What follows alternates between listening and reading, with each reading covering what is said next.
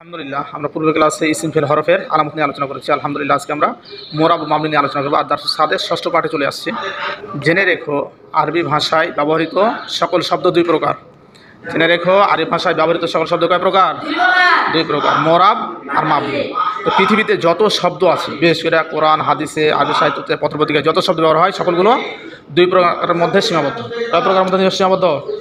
দুই প্রকারের মধ্যে সীমাবদ্ধ। হয় মোরাব হবে, না হয় মাবনি হবে। তো মোরাবের পরিচয় দিই আমরা।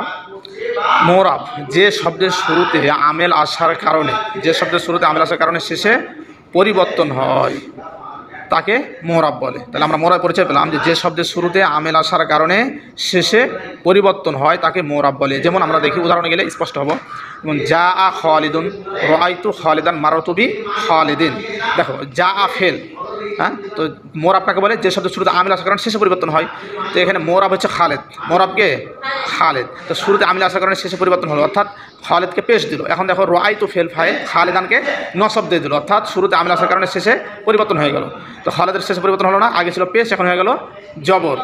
মারারতু বি খালিদিন, তো বা হরফে যা আছে দালের নিচে জের দিয়ে দিল। তাহলে বোঝা গেল যে মোরাবের শেষে পরিবর্তন ঘটলো, আমিল আসার কারণে শেষে পরিবর্তন হলো। তো এখানে আমিলে জার আসছে, বা হরফে জার কী দেয়? জের দেয়, যার কারণে শেষে কী হলো? পরিবর্তন ঘটলো। তাই বলছে যে মোরাব হচ্ছে যে শব্দের শুরুতে আমিল আসার কারণে শেষে পরিবর্তন সংঘটিত হয় তাকেই মোরাব বলে। তাহলে মোরাব চিনলাম আমরা। আচ্ছা, এখন আমরা মাবনি চিনব।